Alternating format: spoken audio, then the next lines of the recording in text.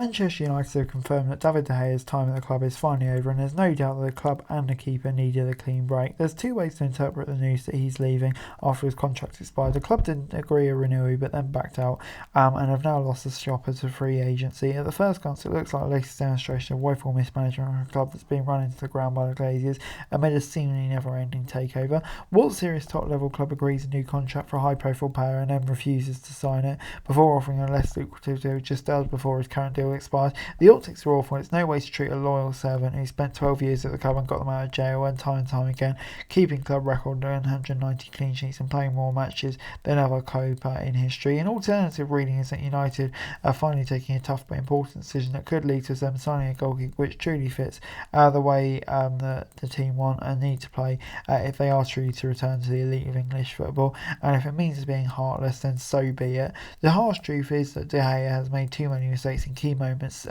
for the last few years, costing United dearly and making it increasingly harder to justify his place at the club. Even though the Spaniard won the Golden Glove for most clean sheets in the Premier League, he made a litany of errors leading to goals. In a 4-0 defeat by Brentford, he was an utter mess and at fault for 3 goals. He let a tame shot from Josh Silva slip through his hands and into his own net, a strike which the midfielder was too embarrassed to celebrate. Then he gifted the ball to Matheus Jensen for a kick for the second goal. Well, he was all over the place in for a corner which led to Ben Mee nodding in the third. In the FA Cup third round tie against Everton, he let a soft cross bounce through his legs under the goal to give Conor Cody the lead. He looked very shaky in the Europa League last 16 tie against Real Betis, and was fortunate his errors didn't cost them, though his performance in the quarter-final against Sevilla was arguably his worst ever for United. A memorable season ending with Cameron Lamata's mistake against West Ham and then a freebie performance in the FA Cup final defeat to Manchester City. Having watched Degea crumble under pressure, it's understandable that United has second thoughts about keeping on.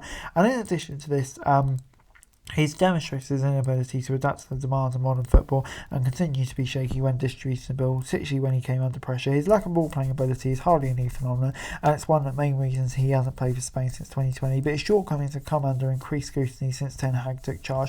The Spaniard gaffles against Brentford and Sevilla were the most glaring examples of his poor kicking ability, but throughout the season he struggled whenever he had to play out the back. Newcastle gave him a torrid time in a dominant 2-0 win over United in April, and after a couple of close shaves, Degea just resorted boosted the ball downfield, gifting position straight back to the Magpies. The same thing kept on happening against City in the FA Cup final. Degea's shortcomings with the ball at his feet led to Ten Hag abandoning his plans to have more possession in United, so forced him to enact a different style of play when he was in charge of Ajax and had Onana.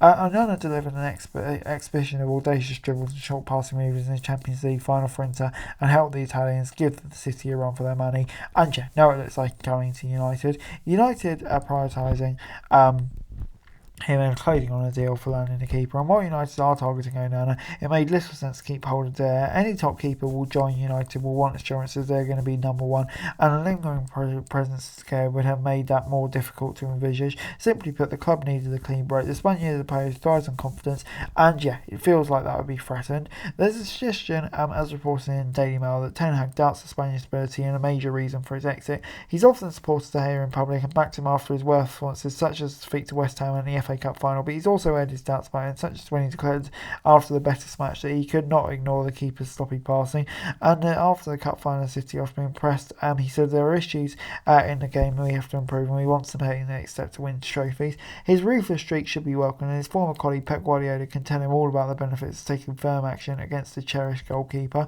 When Guardiola arrived at City in 2016, Joe Hart were the club's undisputed number one and had led them to 2 Premier League, 2 FA Cups and 2 League Cups. He was a hugely popular figure among the dressing room and the fans, but Guardiola had a clear vision of how he wanted the City to play, and then England keeper Hart didn't fit into it. He dropped Hart in favour of Willy Caballero for his first Premier League game in charge, and then sent him out on loan to Torino, signing Claudio Bravo to replace him. Last year, Hart lifted the lid on a frank conversation he had with Guardiola, in which the coach told him he had to leave. He was very knowledgeable on my background, very knowledgeable to what we did and how I played football. It was a 2-hour conversation that kind of ended with him saying, "I can't see this working." Hart told him this podcast. He said, "I'll be the first person to be be proved wrong, but what I see issue isn't one for my goalkeeper. Guardiola made a huge political move by taking on a popular figure like Hart, and at first made a horrendous mistake when Bravo's horrendous campaign started off his time in England. But while Guardiola got the first transfer wrong, his diagnosis was correct, and a year later he brought in Ederson. The Brazilian helped City win 5 Premier League titles in 6 years, and his qualities as a sweeper keeper played a huge role in the team's success. Ten Hag, similar to footballing philosophy, Guardiola also walked alongside him for 2 years at Munich, while the Dutchman was in charge of the Bavarian's giant reserve side. Just as Pep needed a goalkeeper who could dictate the way his team does, so does Ten Hag.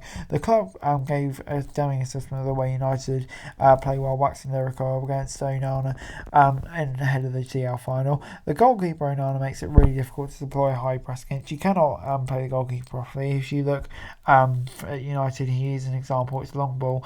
Degea's shortcomings are the main reason why United at times look for the long ball and were unable to play how Ten Hag wanted. Despite everything the Spaniard has given to the club over the last 12 years, he was holding them back. The fact that the club have finally realised this should be welcome, no matter how ugly it looks. Even though the situation was terrible and their planning was bad, it's better late than never. Now they can finally move on and sign the type of goalkeeper that their manager wants and give to whoever comes in the full backing. But anyway, guys, that's it for you. Thanks so much for watching. To like, share, subscribe, any thoughts, comments over for daily effort and subscribe to the channel. Greatly appreciated. Thanks so much for watching. Peace out.